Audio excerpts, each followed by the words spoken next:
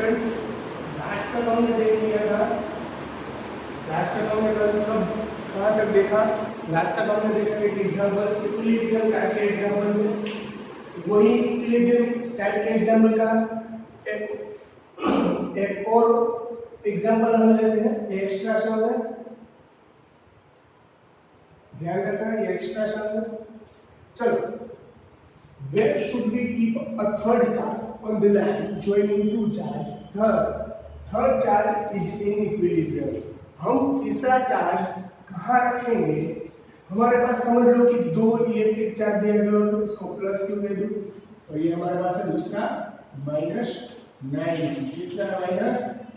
चलो ये 9 है, रेडी, ये 9 है और ये 3।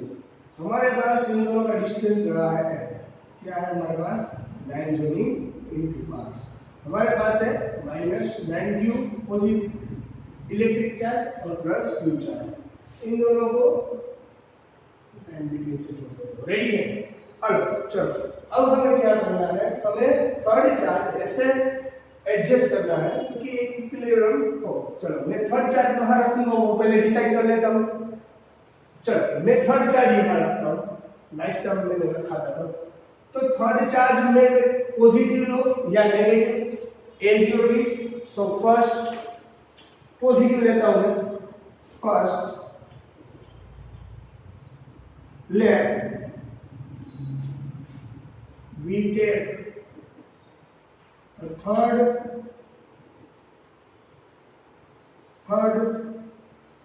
Electric charge Q, capital Q लेते हैं हम। थर्ड इलेक्ट्रिक चार्ज में कैपिटल Q लिया, प्लस कैपिटल Q, कौन सा प्लस। नेगेटिव लो तो भी आंसर आएगा, पॉजिटिव लो तो भी आंसर आएगा, आंसर में कोई चेंजेस नहीं होगा। पर आपको ये देखना है, पॉजिटिव चार्ज लिया मैंने, प्लस पॉजिटिव चार्ज लिया, प्लस पॉजिटिव Q चार्ज लिया मैंने, तो अब इसे कहाँ एडजस्ट करना पड़ेगा? तो मैं थर्ड चार्ज वहां अरेंज कर रहा हूं, पर नेट फोर्स कौन सा होना चाहिए? 0 होना चाहिए। कौन सा होना चाहिए? 0। चलो मैं अगर इससे यहाँ पर पॉजिटिव क्यू लेता हूं तो क्या होगा वो समझ लें। ये पॉजिटिव क्या करेगा भाई? रिपल करेगा, रिपल पॉजिटिव यानी रिपल करेगा। अब ये क्या होगा? ये क्या है? पॉजिटिव, ये क्या है? नेगेटिव। तो ये पॉजिटिव नेगेटिव है, क्या है? Positive negative. तो पॉजिटिव है नेगेटिव, तो ये पॉजिटिव है नेगेटिव, तो ये भी क्या है? ये क्या है? कौन सा करेगा? अट्रैक्ट करेगा। कौन सा करेगा? अट्रैक्ट। तो इन दोनों की डायरेक्शन कौन सी हो गई? सेम हो गई। इन दोनों की डायरेक्शन कौन सी हो गई? सेम हो गई। इन दोनों की डायरेक्शन सेम हो रही है, इसलिए हम यहाँ पर +q इलेक्ट्रिक चार्ज नहीं रख सकते क्योंकि नेट फोर्स 0 नहीं हो रहा है। हम इस पॉजिटिव q को इसी तरह रखना है कि जहां ये पॉजिटिव इलेक्ट्रिक चार्ज वहां रखूं तो नेट फोर्स कितना होना चाहिए? 0। वही अरेंज हमें करना है। रेडी है? चलो, तो ये नेट फोर्स +q है, वो कहां रखना है वो देख लेते हैं पहले। चलो मैं कुछ यहाँ बाहर रख देता हूँ। चलो याद रखो, यहाँ पर मैं कुछ बाहर रख देता हूँ, प्लस पॉजिटिव चार्ज। अब क्या होगा देख लो, अब क्या होगा देख लो। ये क्या करेगा? ये पॉजिटिव क्यू है, ये भी पॉजिटिव, ये इसको रिपल करेगा। रेडी है? ये इसको क्या करेगा? रिपल करेगा। क्या करेगा? रिपल, क्योंकि ये फर्स्ट ये अप्लाई कर रहा था फोर्स, ये उसको मैं फर्स्ट कह दूं, इसको मैं सेकंड कह दूं। रेडी? चलो, फर्स्ट इलेक्ट्रिक चार्ज है, इसको रिपल करेगा क्योंकि ये भी पॉजिटिव, इसे रिपल करेगा। चलो अब इसकी बारी है। अब ये क्या होगा? अब ये क्या होगा? देखो, अब ये अट्रैक्ट होगा। क्या होगा? अट्रैक्ट, क्योंकि ये पॉजिटिव ये नेगेटिव है, तो ये पॉजिटिव नेगेटिव की तरफ क्या करेगा? अट्रैक्ट करेगा। क्या करेगा? अट्रैक्ट करेगा। इसलिए दोनों की डायरेक्शन कौन सी हो गई? ऑपोजिट डायरेक्शन हो गई। ऑपोजिट यानी कि फोर्स हमारे पास नेगेटिव, जो फोर्स है वो नेट फोर्स 0 हो सकता है। रेडी? पर सर अगर यहाँ ही रखा तो यहाँ नहीं रख सकते क्या? यहाँ नहीं रख सकते। क्यों नहीं रख सकते? क्योंकि जो देखो नेट फोर्स 0 कब होगा? इसके पास तो 9 कूलम इलेक्ट्रिक चार्ज है, इसके पास 9 कूलम इलेक्ट्रिक चार्ज है, इस पर Q है, तो ये तो उस पर कम ही फोर्स लगाएगा इसके हिसाब से। इसलिए जो भी कम फोर्स है, जो भी कम इलेक्ट्रिक चार्ज है, जो भी कम इलेक्ट्रिक इलेक्ट्रिक चार्ज है उसके पास रखने से इसका नेट फोर्स 0 होगा। समझ में आई बात? उसका नेट फोर्स 0 होगा। और इसके पास रखूंगा, इसके पास 9 तो पहले से ही था, अगर ये इस पर फोर्स अप्लाई करेगा तो ये तो बढ़ता ही जाएगा, रेडी, ये तो बढ़ता ही जाएगा, पर इसके पास रखने से इसे माइनस 9 लगे, इसलिए कम इलेक्ट्रिक चार्ज हो वहीं से नजदीक रखना है। रेडी, आई बात समझ में? तो अब यह प्लस q को यहां रखता हूं, तो अब ये मेरे इस पर रिपल या क्या करेगा, रिपल करेगा, और बाद में ये इसे क्या करेगा, अट्रैक्ट करेगा। क्या करेगा? अट्रैक्ट। तो अब क्या होगा, फोर्स, नेट फोर्स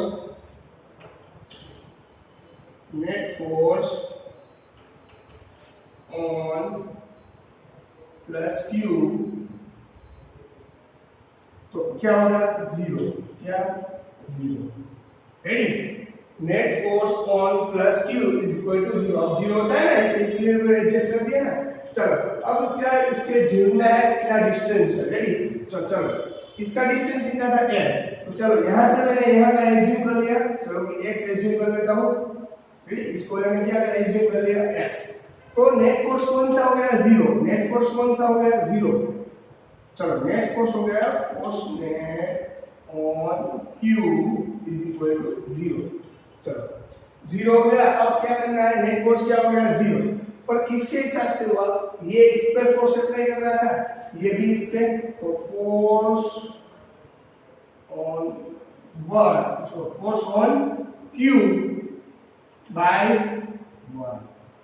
अंडरस्टूड? दोनों का फोर्स कैसा हो गया, क्योंकि इक्विलिब्रियम में 0 तभी होगा क्योंकि इक्विलिब्रियम में ready force on q by 2। ये 2 के द्वारा इसका फॉर्मूला क्या अपने लिखना है, हमारे पास according to our Coulomb's law, according to our Coulomb's law, हमारे पास कूलम्ब्स लॉ की फॉर्मूला कौन सी है, k q1 q2 upon r2, k q1 q2 upon r2। चलो ये इतना डिस्टेंस मैंने x कह दिया, तो ये पूरा डिस्टेंस, ये इस पर फोर्स लगेगा तो ये पूरा डिस्टेंस लेना पड़ेगा ना। तो ये तो l था, l तो था इतना ही, तो ये x ऐड हो गया, तो l प्लस x, इसका नया डिस्टेंस जो कि इस पर ये फोर्स लगाया तो इसका नया डिस्टेंस क्या हो जाएगा, l प्लस x, और ये इस पर फोर्स लगाया तो इसका नया डिस्टेंस क्या हो जाएगा, x। तो चलो f q1, ये फॉर्मूला के हिसाब से k q1, सॉरी ये q है capital s small q upon r2 यहां पर क्या है x, तो इसलिए x², ready, is equal to as it is. चलो अब ये किस पे फोर्स अप्लाई करेगा, इस पर, ये किस पर फोर्स अप्लाई करेगा, इस पर, ये सेकंड जो है इस पर किस पर, q पर फोर्स अप्लाई करेगा, तो इन दोनों का k। अब क्या होगा, -9q है, क्या -9q, -9 और ये q और ये कैपिटल Q। आई बात समझ में? चलो अपॉन r2 की जगह में क्या लिखना है, l plus x whole square. Complete? कुछ डाउट? रेडी, कोई डाउट नहीं होगा क्योंकि ये सिंपल है, इसमें कोई हार्ड नहीं है। चलो अब क्या करना है, सिंपलीफिकेशन, ये cut, small q cut, capital Q cut, यहां कट, ये भी कट और ये भी कट। रेडी है? आई बात समझ में? अब कोई दिक्कत नहीं होगी। रेडी, आप यहां तक लिख लो, अच्छी तरीके से समझ लो, किसी को नहीं समझ में आया तो बोलो। रेडी, चलो रेडी। यहाँ पर देखो, यहाँ पर -9 नहीं लिखना है, क्यों नहीं लिखना है भाई, मैंने पहले ही बोला था माइनस लिखना नहीं है, क्यों, क्योंकि ये सिर्फ कब लिखना है, जब पोटेंशियल एनर्जी आएगी तभी लिखना है। रेडी, चलो 1 अपॉन क्या हो गया, x², यहाँ क्या हो गया 9 upon 8 plus x whole square, ये यहाँ इधर चला जाएगा तो l plus x whole square upon x² is equal to 9। Ready, चलो a प्लस x इस तरह से भी लिख सकते हैं हम लोग, whole square is equal to 9। आई बात समझ में? तब ये दो कंडीशन कंप्लीट होगी, एक प्लस और एक माइनस, तो a plus x upon x is equal to क्या होगा, सॉरी ये क्या होगा, दो कंडीशन क्या होगी, यहाँ स्क्वायर रूट निकाल लेने से, स्क्वायर रूट निकाल दूंगा, अगर इसमें से स्क्वायर रूट निकल जाएगा तो ये दो कंडीशन होगी, प्लस और माइनस 3, क्योंकि 3 का स्क्वायर रूट 9 निकल जाए। बात समझ में? इसका स्क्वायर रूट निकल लिया, प्लस और माइनस 3, एक बार प्लस लेना, एक बार माइनस, तो चलो पहली बार में क्या ले लेता हूं, नेगेटिव ले लेता हूं, और यहाँ पर पॉजिटिव होगा l प्लस एक्स अपॉन एक्स इज इक्वल टू 3। चलो ये x इधर चला जाएगा तो l plus x is equal to minus 3x हो जाएगा। तो क्या होगा l plus x is equal to minus 3x है। अभी एक और x उधर जाएगा माइनस 3x माइनस x, तो l इज इक्वल टू क्या हो जाएगा minus 4x। x is equal to minus 4/l, जो पॉजिटिव पॉसिबल नहीं है, जो पॉसिबल नहीं है। रेडी, चलो। और l plus x is equal to x उधर चला जाएगा 3x हो जाएगा। l प्लस एक्स, ये x उधर चला जाएगा 3x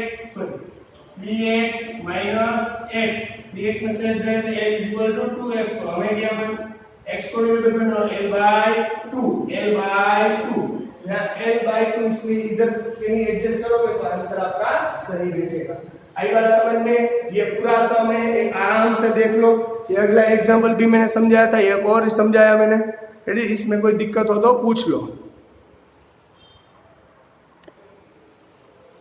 तो उसी तरह से हमारा आंसर क्या हुआ, x इज इक्वल टू हमारा आंसर है हमारे पास answer x is equal to l/2। ये हमारा क्या रहेगा, आंसर रहेगा। आई बात समझ में? पूरा सम अच्छी तरीके से कर लेना है। रेडी, चलो स्टूडेंट्स, तो अब हम हमारा नया टॉपिक शुरू करते हैं, परमिटिविटी एंड रिलेटिव परमिटिविटी। चलो, परमिटिविटी वो क्या है, परमिटिविटी वो क्या है? चलो, हमने अब तक हमने क्या पढ़ा भाई, हमारे पास दो चार्जेस थे Q1 और Q2, दो चार्जेस, और इसमें कुछ फोर्स अप्लाई हो रहा था। रेडी है? तब हम क्या कर रहे थे, जब हमारे पास ये था तब हमने क्या किया भाई, Q1 और Q2 उसके पास R है, तो हमारे पास सिंपल हमारी फॉर्मूला है F is equal to K Q1 Q2 upon R²। ये हमारे कूलम्ब्स लॉ की फॉर्मूला है। पर अब कूलम्ब्स लॉ की ये फॉर्मूला है, तब अब हमें क्या सीखना है, ये कूलम्ब्स लॉ की फॉर्मूला है, तब K इसके बारे में हमें समझना है। K इज इक्वल टू होता है, K इज 1/4 एप्सिलॉन। इसे हम क्या बोलेंगे, एप्सिलॉन। तो क्या बोलेंगे, एप्सिलॉन। इसे हम बोलेंगे एप्सिलॉन। क्या बोलेंगे, एप्सिलॉन। नहीं तो ई नहीं बोलना है, ई नहीं बोलना है, इसे हम बोलेंगे एप्सिलॉन। K की वैल्यू है क्या है, K की 1/4 epsilon Q1 Q2 upon R²। तो ये हमारी नई फॉर्मूला होगी 1/4 epsilon Q1 Q2 upon R², Q1 Q2 upon R²। अभी एक और बार लिख देता हूँ, F is equal to K की वैल्यू है 1/4 epsilon Q1 Q2 upon R²। Ready, आई बात समझ में? चलो, तो ये एप्सिलॉन रियलिटी में क्या है, एप्सिलॉन रियलिटी में क्या है, इसे हम बोलेंगे परमिटिविटी। इसे बोलेंगे परमिटिविटी। क्या बोलेंगे, परमिटिविटी। ये परमिटिविटी क्या है, ये परमिटिविटी क्या है, क्या परमिटिविटी यानी कि जब परमिटिविटी बढ़ती है तब फोर्स डिक्रीज होता है। जब परमिटिविटी बढ़ती है तब फोर्स डिक्रीज होता है। जो देखो यहाँ पर जब परमिटिविटी अपॉन में लिखी है, क्या लिखी है, अपॉन में, इसलिए नीचे लिखी है। अगर परमिटिविटी जब बढ़ेगी तब इसका फोर्स कैसा हो जाएगा, कम हो जाएगा। एक बात समझ में? परमिटिविटी बढ़ेगी तब फोर्स परमिटिविटी है क्या, परमिटिविटी है क्या, परमिटिविटी इसके नाम पर ही कुछ लिखा हुआ है, इसके नाम पर परमिटिविटी, परमिट दे रहा है, किसको परमिट दे रहा है, परमिट देने से तो फोर्स सब ज्यादा होता है, कम नहीं होता। पर बेटा ऐसा नहीं है, ये परमिट दे रहा है, वो बात सही है, किसको परमिट दे रहा है वो देखते हैं। It permits its own field to decrease the interaction field between charges. Like example आप मैं यहाँ देता हूँ, देखो ये कोई मीडियम, ये मीडियम में कई सारे मॉलिक्यूल्स रहे होंगे। रेडी, कई सारे मॉलिक्यूल्स इधर प्रेजेंट होंगे, पर मॉलिक्यूल्स प्रेजेंट है। चलो, ये जो इलेक्ट्रिक चार्ज यहाँ पर रखा हुआ है, जो इलेक्ट्रिक चार्ज है, इन दोनों के बीच में अट्रैक्शन कुछ फोर्स है, इन दोनों के बीच में एक स्मॉल चार्जेस रखा हुआ, इसलिए इन दोनों के बीच में कुछ फोर्स है, ये फोर्स से कनेक्ट हुआ। ये दोनों के इन दोनों के बीच में कुछ कूलम्ब्स हुआ है, इसलिए फोर्स लगा हुआ, तो सिंपल बात है। पर ये मीडियम के अंदर कई सारे छोटे छोटे मॉलिक्यूल्स होंगे, ये परमिटिविटी उन मोलेक्यूल्स को कहेगी, ये परमिट देगी मीडियम के जो मोलेक्यूल्स है ये इसके पर ये तो एक दूसरे के साथ जुड़े हुए हैं ना कुछ फोर्स से, पर ये परमिट देगी, ये परमिटिविटी से परमिट देगी मीडियम के मोलेक्यूल्स को के जाओ और उसके इन दोनों के बीच में पड़ो। ये दोनों जिस फोर्स से जुड़ी है उस दोनों के बीच में इसको कट करो, इसको क्या करो, कट करो। ये कट करने से इसका फोर्स कैसा हो जाएगा, डिक्रीज हो जाएगा। इस कैसा हो जाएगा, डिक्रीज। इन दोनों की फोर्स में कैसी आएगी, कमी।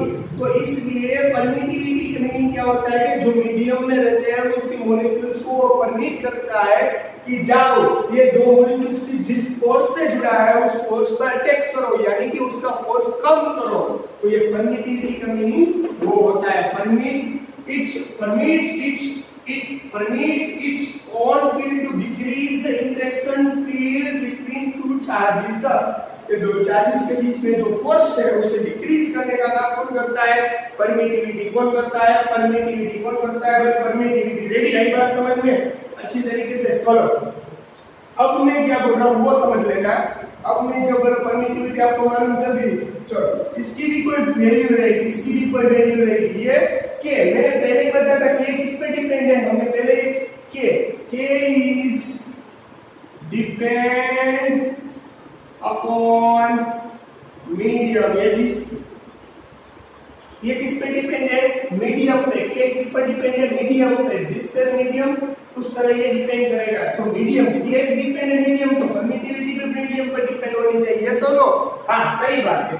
जिस समझ लो तो वाटर है, ग्लास है, एयर है, स्पेस है, फ्री स्पेस है, जो भी अलग अलग मीडियम्स है वो सभी की परमिटिविटी कुछ अलग अलग होती है, सभी की परमिटिविटी कुछ अलग अलग होती है। रेडी। तो यहाँ पर परमिटिविटी है उसकी वैल्यू हमें दी गई हुई है, फिक्स दी गई हुई है, इसलिए हम इसको वही यूज करेंगे। पर हर एक के हिसाब से परमिटिविटी अलग अलग होती है। रेडी आ गई बात अब पूरी समझ में। चलो अब थोड़ा सा टॉपिक परमिटिविटी का ही समझाता हूँ। परमिटिविटी यानी कि परमिटिविटी स्पेसनेस वैक्यूम। परमिटिविटी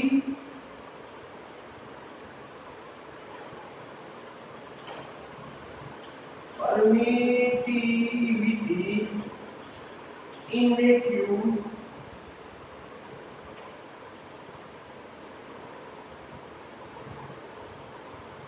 कैसा होगा, कम होगा। सबसे minimum permittivity in vacuum minimum. Vacuum यानी स्पेस, वैक्यूम यानी वन टाइप ऑफ स्पेस जहां कोई भी मॉलिक्यूल्स ना प्रेजेंट हो। परमिटिविटी वैक्यूम अगर वहां कुछ प्रेजेंट ही नहीं होगा तो वहां कुछ प्रेजेंट ही नहीं हो तो परमिटिविटी किसी कहेगी जहां उसका इन दोनों चार्जेस का फोर्स कम कर ले, किसी को भी नहीं करेगा। रेडी। इसलिए वैक्यूम में परमिटिविटी सबसे कैसा होता है, कम।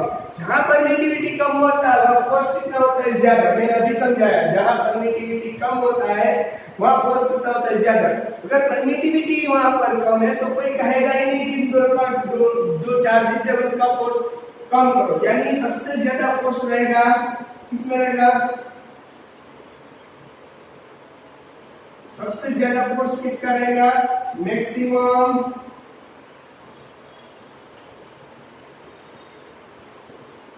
In vacuum. सबसे ज्यादा फोर्स कहां पर रहेगा, वैक्यूम में। सबसे ज्यादा फोर्स कहां रहेगा, वैक्यूम में। सबसे कम परमिटिविटी कहां रहेगी, सबसे कम परमिटिविटी कहां रहेगी, वैक्यूम में। सबसे ज्यादा फोर्स कहां रहेगा भाई, वैक्यूम में। रेडी। तो ये बात अच्छी तरह से अपने दिमाग में ढूंढ ले, कलम भेज देना। ओके चलो लाइक एग्जांपल में ये देता हूं। देखो permittivity in medium is greater than to permittivity in vacuum. ये परमिटिविटी इन मीडियम है, ये परमिटिविटी इन स्पेस यानी कि वैक्यूम में। तो परमिटिविटी इन मीडियम ज्यादा है as compared by permittivity in space. तो फोर्स ऐसे होता है, फोर्स मैक्सिमम, फोर्स मीडियम में कैसा होता है, कम होता है, और वैक्यूम में फोर्स कितना होता है, ज्यादा होता है। यही बात समझ में, फोर्स वैक्यूम में कितना होता है, ज्यादा होता है, क्योंकि वहां परमिटिविटी कैसी है, कम है और ये मीडियम में है, मॉलिक्यूल्स ज्यादा प्रेजेंट है। मॉलिक्यूल को कोई कह सकता है जहां चार्जेस की जो फोर्स लग रहा है उसे कम कर, यानी मीडियम में जो फोर्स है वो परमिटिविटी फोर्स के हिसाब से कैसा होता है, ज्यादा होता है। मीडियम में फोर्स कम होता है और वैक्यूम में फोर्स कितना होता है, ज्यादा होता है। रेडी, ये टॉपिक समझ में आ गई बात पूरी? चलो रेडी स्टूडेंट्स, ये आ गई बात समझ में। पर ये जो हमें परमिटिविटी दी गई हुई है, जो हमें परमिटिविटी दी गई हुई है, ये परमिटिविटी की कुछ वैल्यू लेती है। क्या रहती है परमिटिविटी की? कुछ value 8.85 multiply 10⁻⁻12 coulomb metre square upon newton metre square. ये क्या है? ये क्या है भाई? ये उसका एसआई यूनिट है, ये उसका एसआई यूनिट है, जो अच्छी तरह से हमें ढूंढना है। रेडी, ये अच्छी तरीके से हम याद रखना है। ये newton metre square upon metre आएगा। रेडी, ये कभी भूलना नहीं है। ये हमें याद नहीं रखोगे तो कोई दिक्कत नहीं है, क्योंकि जब टेक्स्ट बुक में जब भी सम आएंगे इसकी ये वैल्यू दी गई हुई होगी हमें। चलो, permeability but in the space, permeability in the space. चलो, परमिएबिलिटी इन द स्पेस क्यों लिखा? क्योंकि वैक्यूम में और एयर में, वैक्यूम में और एयर में हम पहले ही समझ चुके हैं कि वैक्यूम में लाइट की स्पीड वो सब हम माइनर डिफरेंस आता है, इसलिए परमिटिविटी इन ये मीडियम और परमिटिविटी इन स्पेस हमने ये फिक्स वैल्यू ली गई हुई है। रेडी, तो ये हमारा अभी तक का परमिटिविटी पूरी होगी। अब हम सीखेंगे आगे रिलेटिव परमिटिविटी। कौन सी सीखेंगे हम? Relative permittivity. रेडी है, ये फिक्स वैल्यू है, ये नोट डाउन करना है तो नोट डाउन कर लो अच्छी तरीके से। रेडी, चलो पहले हमने परमिटिविटी सीखी, अब हम सीखेंगे रिलेटिव परमिटिविटी। रिलेटिव परमिटिविटी हम कहां से सीखते, कैसे सीखते हो याद रखते हैं। रिलेटिव परमिटिविटी क्या? रिलेटिव परमिटिविटी, तो रिलेटिव परमिटिविटी है, रिलेटिव परमिटिविटी वो रेशियो है। किसका रेशियो? रिलेटिव परमिटिविटी वो रेशियो है। किसका रिलेटिव परमिटिविटी, रिलेटिव का परमिटिविटी। ये रिलेटिव परमिटिविटी है मीडियम के approximate. Relative permittivity is permittivity of medium और परमिटिविटी ऑफ वैक्यूम। ये हमारे पास फॉर्मूला है, ये अच्छी तरीके से याद रखनी है। अभी और एक और भी रिलेटिव से क्या कहा जाएगा? Relative permittivity. क्या कहा जाएगा? Relative permittivity. आई बात समझ में? इसे कहा जाएगा रिलेटिव परमिटिविटी। अब इससे रिलेटिव परमिटिविटी कहा जाएगा। एक इसके और एक इस पर टॉपिक होगा, एक और ये इस पर टॉपिक होगा, ये ध्यान रखना है। Force on medium is equal to force on vacuum upon permittivity, relative permittivity. ये भी एक हमारी फॉर्मूला है। ये आपको दो फॉर्मूला याद रखनी है, अच्छी तरीके से नोट डाउन कर लेंगे कि ये दो सम है जो आगे इस पर आएगा, इस रिलेटिव परमिटिविटी पर सम आएंगे। ये याद रखना है। ये कहां से आता है वो आपको प्रूफ चाहिए तो मैं दे देता हूं। चलो इसका प्रूफ मैं दे देता हूं, ये कहां से आता है। रेडी, चलो समझ लो कि यहाँ दो इलेक्ट्रिक चार्जेस है, यहाँ दो इलेक्ट्रिक चार्जेस प्रेजेंट है। इस पे Q है, ये भी Q है, ये कुछ मीडियम में है, ये वैक्यूम में है, समझ लो।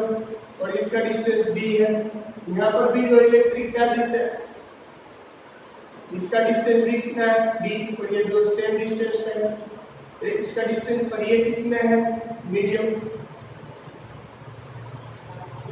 ये किस पे है? मीडियम। ये वैक्यूम के हिसाब से, ये वैक्यूम में इसलिए इस पर फोर्स कितना लगेगा? ज्यादा लगेगा। पहले ही बताया था जिस पर अगर वैक्यूम में रहा तो इस पर फोर्स कितना लगेगा? ज्यादा लगेगा। रेडी, ये किसमें है? मीडियम में। मीडियम में इस पर फोर्स कितना लगेगा? कम। कितना लगेगा? F/4। यहाँ पर फोर्स कितना लगेगा? F, यानी कि ये 4 गुना कम लगेगा। इससे मीडियम में इसलिए 4 गुना कितना लगेगा? कम लगेगा। चलो, तो हमारे पास ये फॉर्मूला है। इसमें क्या फॉर्मूला है ऐड करेंगे? तो F m force on medium, कितना फोर्स लगेगा उस पर? F जितना, कितना? F। तो हमारे पास फॉर्मूला के Q1 Q2 अपॉन r², ये है हमारे पास फॉर्मूला है। हमारे पास फॉर्मूला, चलो हमारे पास k की वैल्यू क्या है? k की वैल्यू हमने अभी लिखी 1/4 पाई एप्सिलॉन जीरो क्यू, यहाँ क्यू जीरो लिखा भाई, यहाँ सॉरी यहाँ एन में क्यू जीरो क्यू, यहाँ जीरो लिखा क्योंकि ये वैक्यूम में इसलिए मैंने जीरो लिखा। एप्सिलॉन नॉट इसे बोला जाएगा एप्सिलॉन नॉट, जीरो नहीं बोल रहे, epsilon not 4 pi epsilon not is equal to q1 q2 upon r square, या d है इसलिए d r की जगह क्या आएगा d स्क्वायर, क्या आएगा d स्क्वायर। आई बात समझ में, आई बात समझ में। चल ये किसका कंप्लीट हो गया, वैक्यूम का। अब हमने दूसरा था मीडियम, क्या लिया था मीडियम, तो मीडियम में हमका कौन सा ले fm, रेडी fm, इसको मीडियम में हम क्या कहेंगे fm, fm मीडियम को, ये मीडियम पर कितना फोर्स बन रहा था f/4 जितना, कितना f/4 जितना, क्योंकि जो वैक्यूम है उसमें फोर्स ज्यादा रहेगा, मीडियम में फोर्स कम रहेगा। फॉर्मूला हम के हिसाब से कि q1 q2 upon d square, formula ऐसे किस रहेगी k की जगह 1/4 pi epsilon n is equal to q1 q2 upon d square. n की जगह n यानी मीडियम, या n यानी मीडियम, वो तो आप अच्छी तरीके से समझ ही गए होंगे। n को क्या मैंने बोला, मीडियम बोला। आई बात समझ में, आई बात समझ में। चलो अब हमें क्या करना है वो समझ लेते हैं, अब हमें क्या करना है वो समझ लेते हैं। चलो अब मैं लिखता हूँ FO upon m, FO upon FM, FO upon FM लिखूं तो क्या आएगा, FO अपॉन FM लिखूं तो क्या आएगा कि FO अपॉन FM। चलो FO अपॉन FM लिखूं, FO अपॉन FM यानी कि force in vacuum and force in medium, force in vacuum and force in medium both will be equal. That is why we put the value of here. But not will be equal into medium and vacuum. Ready? So now we put the value of q1 q2 upon d square. Ready? q1 q2 upon d square. Sorry k की value तो हमने find कर ली, वही add कर देनी है। k की value हमारे पास है 1/4 पाई एप्सिलॉन 0, 1/4 पाई एप्सिलॉन 0, यहाँ q1 q2 upon d square, और यहाँ पर 1/4 pi epsilon medium q1 q2 upon d square, यहाँ 1/4 पाई एप्सिलॉन नॉट, और q1 q2 यहाँ ये कट हो जाएगा, ये भी कट हो जाएगा, ये 4 पाई, अब क्या बचेगा 4 पाई कट तो FO upon FM is equal to क्या हो जाएगा E0 upon EM, E0 upon क्या हो जाएगा EM, यानी permittivity vacuum upon permittivity medium. चलो परमिटिविटी वैक्यूम और परमिटिविटी मीडियम, तो हमारे पास फॉर्मूला कौन सा है, रिलेटिव परमिटिविटी से हम क्या कहेंगे, रिलेटिव परमिटिविटी से हम क्या कहेंगे, रिलेटिव परमिटिविटी। इसको मैं इरेज कर देता हूँ, रेडी, इसको मैं इरेज कर देता हूँ, इससे क्या बोलेगा रिलेटिव परमिटिविटी, जो मैंने यहाँ सिखाई थी, तो इसे हम बोलेंगे relative permittivity. F0 upon Fn is equal to relative permittivity, क्या बोलेंगे हम रिलेटिव परमिटिविटी। चलो अब हम इसको वेरिएबल करना है, फोर्स और मीडियम को वेरिएबल करना है, तो force on F0 upon relative, अब क्या होगा फॉर्मूला, इसको मैंने वेरिएबल बना दिया है, Fn is equal to Fo upon permittivity. तो ये हमारी प्रूव है, जो मैंने अभी प्रूव कर दिया। आई बात समझ में, ये पूरी बात समझ में आई कहां से, आपको तो ये फॉर्मूला याद रखनी है, ये दोनों इंपॉर्टेंट है, इसलिए आपको ये याद रखना है। ये तो मैंने सिर्फ एग्जांपल दिया था कि ये कहां से आता है, ये पूछा जाने वाला कुछ नहीं, ये नहीं पूछा जाएगा, पर ये आपको बेसिक कंसेप्ट क्लियर हो, इसलिए मैंने ये आपको ये दोनों ही याद रखना है। रेडी, कई बार आपको रिलेटिव परमिटिविटी पूछे तो आपको दिक्कत ना हो, इसलिए मैंने ये प्रूफ दे दिया कि ये कहां से आती है। रेडी, आई बात समझ में। चलो स्टूडेंट्स, अब हम नेक्स्ट एग्जांपल शुरू करते हैं। Two identical spherical charge metallic sphere are hung by string. The strings make a 60 angle with each other vacuum when the whole arranged kept in liquid of density 0.5 g upon cc. The angle remains same. Take to the dielectric constant. Dielectric constant क्या होता है? Dielectric constant यानी permittivity, dielectric constant यानी permittivity. मैं आपको भूल गया कहने के लिए, पर ये कह देता हूँ डाइलेक्ट्रिक कांस्टेंट यानी permittivity in vacuum, permittivity in vacuum, sorry permittivity उसे हम बोलेंगे डाइलेक्ट्रिक कांस्टेंट, उसका दूसरा नाम है डाइलेक्ट्रिक कांस्टेंट। तो यहाँ पे डाइलेक्ट्रिक यानी परमिटिविटी फाइंड करनी है कि लिक्विडिटी, किसकी लिक्विडिटी। एक क्वेश्चन ऐसे कह रहे हैं कि आपके पास दो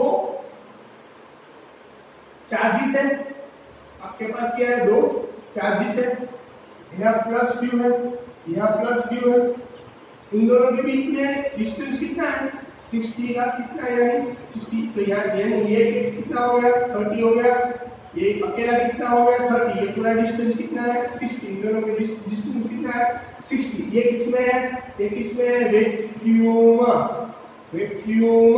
चलो यही same condition here in liquid होता है, ये दूसरी कंडीशन। रेडी, इसमें ये कहा गया है कि लिक्विड में रखो इसे, अगर लिक्विड में रखा, चलो यहाँ पर Q1, यहाँ पर Q2, अगर मैंने इसमें रख दिया, लिक्विड में रखा, किसमें रखा, तो यहाँ पर भी क्या बोला 60 एंगल ही बोला, दोनों में एंगल सेम रहेगा, दोनों में एंगल कितना रहेगा सेम, ये कितना हो गया, ये कितना होगा 30 एंगल में होगा। आई बात समझ में, रेडी, कुछ अच्छी तरह से समझ में आएगी। चलो तो अब मैं शुरू करता हूँ, सम पूरा स्टार्ट करेंगे हम लोग। ये सम पूरा क्वेश्चन समझ में आ गया क्या बोल रहे हैं हमें। यहाँ पर तीन कंडीशन, एक एंगल दिया गया हुआ है, दूसरा क्या दिया गया है, डेंसिटी ऑफ स्फीयर 1.5 और keep liquid of density, liquid की डेंसिटी क्या दी गई हुई है हमें 0.5 G/cc। रेडी, ये इसका ऐसा ही नहीं है, काम करने इसलिए याद रखना भी जरूरी है। यहाँ तो ये स्फीयर रखे हुए हैं, क्या रखे हुए हैं स्फीयर, ये क्या है स्फीयर। चलो इन पर अगर ये है पूरा, तो यहाँ पर कितना एंगल बनता है 30, तो यहाँ पर कितना बचेगा, सॉरी यहाँ पर कितना एंगल बनेगा, अगर यहाँ 30 बनता है तो यहाँ पर भी ये किस पर, ये टंगा हुआ है तो किस पे डिपेंड होगा ना, तो यहाँ पर तो सबसे पहले इस ये दो ये लाइन है, ये जिस पे ये इलेक्ट्रिक चार्ज लटका हुआ है, इस पर कुछ फोर्स लगेगा, तो इसलिए यहाँ पर टेंशन फोर्स लगेगा। कौन सा टेंशन फोर्स, यू नो हमने 11 में टेंशन फोर्स सीखा था। टेंशन फोर्स यानी जो खींचने में, समझ लो कि एक डोरी है पूरी, उस पर मैंने कोई रबर का बॉल लगाया हुआ, तो इस पर डोरी पर जो फोर्स लगता है ना उसे हम टेंशन फोर्स बोलते हैं। तो यहाँ पर जो फोर्स लगेगा उसे टेंशन फोर्स बोलेंगे। इस तरफ से जो फोर्स लगेगा, इस तरफ से जो फोर्स लगेगा, यहाँ का हमने पहले ही समझ लिया था, यहाँ पर थीटा है, यहाँ पर क्या है थीटा, तो अब ये क्या हो जाएगा t cos थीटा हो जाएगा।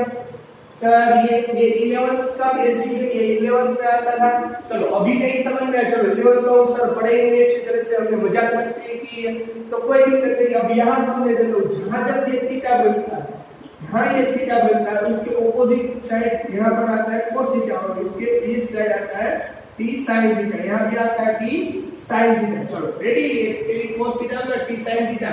अब ये स्फीरिकल बॉल जो है वो टंगा हुआ है, टंगा हुआ है, इसलिए यहाँ पर भी कुछ फोर्स लगेगा ना, नीचे की तरफ कुछ फोर्स लगेगा, क्या ग्रेविटेशनल फोर्स, इसलिए यहाँ लगेगा सिंपल फोर्स mg। रेडी, आई बात समझ में, इसको भी नीचे कुछ फोर्स लगेगा, इसलिए यहाँ हो गया mg। चलो ये पॉजिटिव क्या होगा, रिपल होगा, क्या होगा रिपल, तो ये इस तरफ फोर्स लगाएगा, ये इस तरफ फोर्स लगाएगा, ये इस तरफ फोर्स लगाएगा। रेडी, तो ये ऊपर हो गया, ये नीचे हो गया, तो यहाँ क्या हो जाएगा FO, क्योंकि ये वैक्यूम में, इसलिए मैंने क्या लिखा FO। आई बात समझ में, रेडी, कांसेप्ट क्लियर हो गया आपका, समझ में आया, दो स्फीयर थे, इसलिए पूरा कांसेप्ट क्लियर होना चाहिए पहले, अगर नहीं समझ में आया तो वीडियो पॉज करके एक और बार देख लेना है। रेडी, चलो आगे बात समझ में पूरी। रेडी, ये t cos थीटा, तो इसको करने कौन सा फोर्स लगेगा, इसको इक्वल कौन सा, ये t cos थीटा ऊपर फोर्स लगता है, इसके ऊपर कौन सा अप डाउन में से डाउन डायरेक्शन में, तो ये cos theta t cos theta, तो इसके ऑपोजिट में क्या लगेगा, हमने t mg है हमारे पास, तो हमारे पास यहाँ कौन सा है t sin थीटा, क्या t sin थीटा, इसका ऑपोजिट क्या है FO। रेडी, यही बात समझ में, ये इक्वेशन 1, ये इक्वेशन 2। और इसके हिसाब से चलते हैं हम, इसके हिसाब से हम चलते हैं। टी cos थीटा तो दिया क्या हो गया टी, अब इक्वेशन 1 2 डिवाइडेड बाय 1 कर देता तो T sin theta upon T cos theta. Ready, ये टी तो कट हो गया। अब mg upon sorry f upon mg।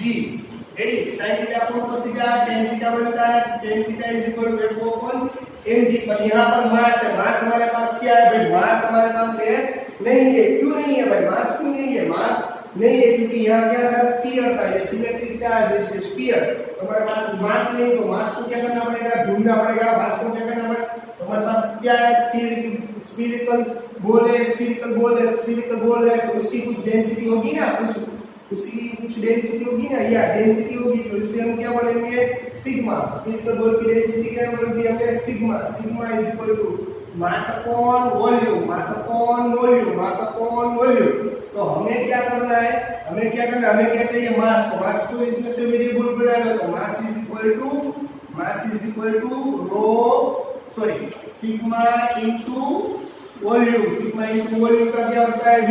तो ये हमारे पास कौन सी होगी, फॉर्मूला होगी या नहीं होगी।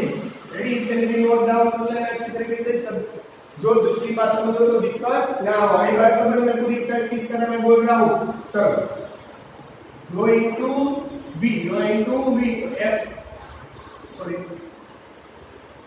f upon mg, f upon mg, f upon mg, f upon क्या होगा m यानी rho g, rho sorry m की जगह वेरिएट कर दो रो vg, रो vg। आई बात समझ में, ये 6 नहीं है भाई, 6 नहीं है, रो है, रो सॉरी ये क्या है सिग्मा है, सिग्मा vg, सिग्मा vg। तो ये हमारी हो गई इक्वेशन नंबर 5। ये क्या हम सीख रहे इक्वेशन नंबर 5। इसे इक्वेशन में कहता हूं जिससे दिक्कत ना हो। Ready, tan theta is equal to f upon rho ने एक पर इसे क्या बोले सिग्मा vg। ये हमारा किसके लिए हो गया, वैक्यूम के लिए। अब हमें किसके लिए करना पड़ेगा, लिक्विड।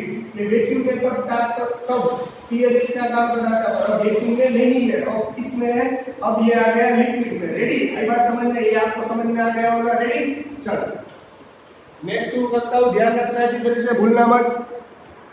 चलो स्टूडेंट, ये हमने किसमें देखा, वैक्यूम में। अब हमें किसमें देखना है, हमने वैक्यूम में कर लिया, अब हमें करना है लिक्विड में। लिक्विड में जैसे इसी तरह होगा, कुछ दिक्कत नहीं होगी। चलो लिक्विड में लगता उल्लू का आंसर। यहाँ दो स्फीरिकल मिरर थे हमारे पास, आई बात समझ में, यहाँ दो स्फीरिकल मिरर थे। इस पर कुछ इलेक्ट्रिक चार्ज था, इस पर भी इलेक्ट्रिक चार्ज था। ये वो किसमें, लिक्विड में, किसमें है, लिक्विड में, ध्यान रखना है। लिक्विड में है, लिक्विड। तो चलो सेम कंडीशन रहेगी। यहाँ पर एंगल कितना बना रहा था वो 60, ये पूरा एंगल कितना था 60, तो ये कितना हो गया 30 एंगल। अगर ये 30 हुआ तो ये भी कितना होगा 30 होगा। आई बात समझ में, आई बात अच्छी तरह से समझ में। ये पूरा कितना होगा, कितना होगा 30, ये पूरा कितना हो गया 60। रेडी, ये 30 होगा तो हमारा ये भी 30 होगा। चलो यहाँ पर पहले कितना फोर्स, जो जितना ये इस पर जितना फोर्स लगता है उतना समझ लेना। रेडी, यहाँ पर कितना फोर्स लगेगा, सबसे पहले तो इस पर टेंशन फोर्स लगेगा। कौन सा लगेगा, टेंशन फोर्स। उस पर टेंशन फोर्स को हमने टी कहा था, यहाँ हमें कह देगा टी डैश। क्या कह देगा, टी डैश। यहाँ टेंशन फोर्स लगेगा तो यहाँ तो पहले लगेगा क्या, टी डैश साइन थीटा। और नहीं समझाऊंगा क्योंकि पिछली बार मैंने समझाया। यहाँ पर लगेगा टी डैश कोस थीटा। चलो यहाँ पर लगेगा mg। ये आपको मालूम है अंदर हो या बाहर, अट्रैक्शन होता है तो अट्रैक्शन, और रिपल होता है रिपल, ये दोनों को रिपल करेगा, इसलिए ये फोर्स लगेगा। पर FL UF ये लिक्विड में है इसलिए हमने force on liquid. Ready, ripple होगा इसलिए L लिखा। पर लिक्विड में है तो एक और फोर्स लगेगा। वो कौन सा लगेगा, वो आपको मालूम है। लिक्विड में है तो एक और फोर्स लगेगा। कौन सा फोर्स लगेगा भाई, कौन सा फोर्स लगेगा, अपथ्रस्ट फोर्स। कौन सा अपथ्रस्ट फोर्स, वो कहां है अपथ्रस्ट, ओ फोर्स वो कहाँ लगेगा? आपको एक एग्जांपल देता तो ये पेन अगर मैं पानी में डुबोता तो पानी में उसे सामने से फोर्स लगाएगी ना। आई बात समझ में? आप ऊपर से छलांग मारते हो, आप ऊपर से छलांग मारते हो लिक्विड में, कोई स्विमिंग पूल है, आप ऊपर से छलांग मारते हो, ऐसे सामने से ऐसे कोई एंगल पर छलांग मारो तो कोई दिक्कत नहीं होगी, पर ऐसे एंगल पर छलांग नहीं मारोगे तो आपको पानी लगेगा क्योंकि वो आप पर फोर्स लगा रहा है। सेम कंडीशन हो रही है। अगर ये स्फीरिकल मिरर है अब लिक्विड में जाएगा, ये दोनों लिक्विड में जाएंगे, लिक्विड में तो ये ऊपर लिक्विड उसमें फोर्स लगाएगा, जो लिक्विड उस पर फोर्स लगाता है उसे हम बोलेंगे अपरस्ट फोर्स। कौन सा फोर्स? अपरस्ट फोर्स। तो ये कहाँ लगता है? ऊपर की साइड। कहाँ लगता है? ऊपर की साइड। उसे यू बोल देता हूँ। रेडी? इसमें नया फोर्स लगेगा उसे अपरस्ट फोर्स बोलेंगे। ठीक है, उसके हिसाब से यहाँ पर एक नया फोर्स होगा। तो यहाँ क्या हो जाएगा? यहाँ क्या हो जाएगा ये याद रख लो। तो T dash sine theta, T dash sine theta, तो उसके लिए क्या है? F L cos liquid. Ready? चलो यहाँ पर क्या, यहाँ पर क्या, तो क्या टी कोस थीटा प्लस एक और फोर्स है, कौन है? Upthrust force plus U is equal to M G. आई बात समझ में? आई बात समझ में? ये u इधर चला जाएगा, ये u इधर चला जाएगा, तो t cos theta is equal to mg minus u, mg minus u, mg minus u। ये लेना है और ये चलो इन दोनों का मैं सेम कंडीशन में t क्या कर देता हूँ, सेम वहां जो किया था मैंने t sin theta, t dash और यहाँ t डैश लिखना पड़ेगा q क्योंकि वहां t लिखा था, यहाँ t डैश टेंशन फोर्स को हमने यहाँ टी डैश किया, T dash cos theta is equal to FL upon mg minus u, FL upon mg minus u, FL upon mg minus u। आई बात समझ में पूरी तरह से?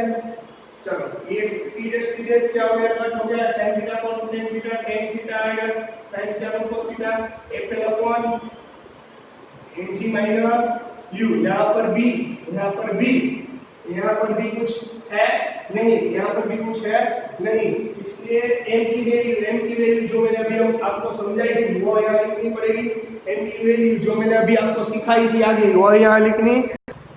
चलो रेडी? रेडी? आई बात समझ में? अब यहाँ mg और ये क्या है? अपरस्ट है। क्या है? अपरस्ट है। क्या है? अपरस्ट है। रेडी? चलो अब हमें क्या करना है? हमारे पास तो यहाँ पर लिक्विड है तो लिक्विड की कुछ डेंसिटी रहेगी, डेंसिटी ऑफ लिक्विड।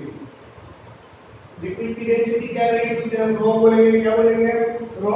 यहाँ अपरस्ट है, अपरस्ट का फॉर्मूला कौन सा है? रो इज इक्वल टू, अपरस्ट की ये फॉर्मूला है रो वी जी। ये रो, ये लिक्विड की डेंसिटी है v यानी वॉल्यूम, g यानी ग्रेविटी। रेडी? रो वी जी, ये रो वी जी, ये किसकी है? और हमारे पास m की तो पहले ही फॉर्मूला हमने ढूंढ ली थी। हमारे पास क्या थी? Sigma vg। हमारे पास क्या थी? Sigma vg। चलो ये वैल्यू सभी इसमें कर देता हूं मैं, वैल्यू ये सभी डिस्प्ले कर देता हूं। tan theta is equal to fl upon m की जगह क्या करना है? Sigma vg, sigma vg minus rho vg, sigma vg minus rho vg। ये इक्वेशन नंबर 2 रखता हूँ। उसे इक्वेशन नंबर 2 जो मैंने पहले वैक्यूम में दी थी उसको हमने क्या रखा था? इक्वेशन नंबर 1 और इक्वेशन नंबर 2। ये इक्वेशन नंबर 1 और इक्वेशन नंबर 2 को क्या करना है? कंपेयर कर देना है। क्या करना है? कंपेयर करना है। हमारे पास इक्वेशन नंबर 1 क्या थी आपको मालूम है? चलो हमारे पास इक्वेशन नंबर 1 क्या थी वो आपको मालूम है? आई बात समझ में? इक्वेशन 1 और इक्वेशन 2 को क्या कर देना है? कंपेयर कर देना है। क्या कर देना है? चलो अब हमें मैंने क्या किया? Compare equation number 1 and 2। Compare equation number 1 and 2। 1 थी वो वैक्यूम फॉर्म में थी इसलिए F0, और 2 थी वो हमारे लिक्विड फॉर्म में थी इसलिए मैंने L लिखा है। tan थीटा कट हो गया है इसलिए F0 upon rho Vg, Fl upon rho Vg minus rho Vg। यहाँ पे Vg कॉमन ले लो, मैं यहाँ से Vg के कॉमन ले लो, Fo upon rho sigma Vg is equal to Fl upon Vg common ले तो यहाँ से ready? Rho minus sigma minus rho. ये बीजी क्या हो गया, कट हो गया, बीजी क्या हो गया, कट हो गया, बीजी क्या हो गया, कट हो गया। आई बात समझ में? तो ये क्या बचा, force on vacuum upon sigma, force on liquid upon sigma minus I. ये तो हमारे पास पहले से ही फॉर्मूला है, एक अपॉन, इसलिए फोर्स ऑन सिग्मा, सिग्मा यानी क्या होता है, फोर्स ऑन स्फीयर, जो हमें दी गई है पहले से हमें दी गई थी। डेंसिटी क्या है हमारे पास 1.5, डेंसिटी ऑफ स्फीयर हमारे पास क्या थी 1.5। डेंसिटी ऑफ स्फीयर को हमने क्या कहा था, ये रो कहा था। क्या किया था, डेंसिटी ऑफ स्फीयर को हमने क्या कहा था, रो। और हमें उसकी वैल्यू ऐड कर देंगे, F0 is equal to sigma, यहां क्या आएगा 1.5, इसकी जगह force on liquid as it is 1.5 upon अब 1. Sigma, it's 1.5 as it is minus rho density of liquid का था 0.5, तो माइनस 0.5। चलो F upon 1.5 is equal to FL upon 1.5 में से 0.1 बचेगा, तो यहाँ आ जाएगा F upon 1.5 is equal to FL बनता है। रेडी? आई बात समझ में कि अच्छी तरीके से नहीं समझ में आई बात? रेडी? आ गई बात पूरी समझ में? चलो रेडी है, यहाँ तक आपको समझ में आती है पूरी बात। तो हमें FL क्या मिला, वो देख लो। Force on liquid is equal to F upon 1.5। तो हमें पास आपको मैं कंपेयर करना समझाता हूँ। देखो हमारे पास फॉर्मूला कौन सी थी, याद करो, Fm is equal to FO upon ER। इसीलिए हमने बोला था रिलेटिव परमिटिविटी। तो हमारे पास रिलेटिव परमिटिविटी का क्या है, डेढ़ गुना है। क्या है, डेढ़ गुना। तो हमें वही पूछना है, remain same calculate dielectric constant. तो डाइलेक्ट्रिक कांस्टेंट को हमने क्या बोला था, रिलेटिव परमिटिविटी कहा जाएगा उसे। डाइलेक्ट्रिक कांस्टेंट तो क्या है, रिलेटिव परमिटिविटी। इसलिए हमारी रिलेटिव परमिटिविटी क्या हो गई, डेढ़ गुना हो गई। क्या हो गई, डेढ़ गुना। तो ये हमारा सम है, अच्छी तरीके से पढ़ लेगा। मैं आपको नेक्स्ट लेक्चर में समझाऊंगा इसको। वीडियो 2-3 बार अच्छी तरह से पोस्ट करके वीडियोस, अगर सम नहीं समझ में आया तो पूछ लेना, अगर नहीं और भी समझ में आया तो आप मुझे कह सकते हो। Okay, ready ready students? ये क्या है हमारे पास, ये रिलेटिव, इसको मैंने क्या कर दिया, हमने आगे ये फॉर्मूला समझाई थी, याद है हमने? ये आगे मैंने फॉर्मूला समझाई थी, याद है कि नहीं? इसको हमने आगे फॉर्मूला समझाई थी, वही फॉर्मूला है। आगे फॉर्मूला समझाई थी, वही है फॉर्मूला है। यहाँ पर रिलेटिव परमिटिविटी फॉर्मूले के हिसाब से तो हमारे पास ये रिलेटिव परमिटिविटी क्या होगी 1.5। क्या होगी 1.5। ये मीडियम है, तो ये मीडियम हमारे पास क्या है, लिक्विड का मीडियम है। यहाँ F0 यानी वेक्यूम 1.5 यानी रिलेटिविटी हमारे पास क्या होगी 1.5। तो यहाँ हमें जो डाइलेक्ट्रिक कांस्टेंट यानी परमिटिविटी मांगी है, जो परमिटिविटी वो हमारे पास डेढ़ है। कितनी है 1.5। रेडी? आई बात समझ में? ओके, तो आज हम यहाँ तक रखेंगे, नेक्स्ट लेक्चर में और आगे पढ़ेंगे। यहाँ तक वीडियो पोस्ट करते हो 2-3 बार अच्छी तरीके से पढ़ लेना। ओके, चलो गुड बाय।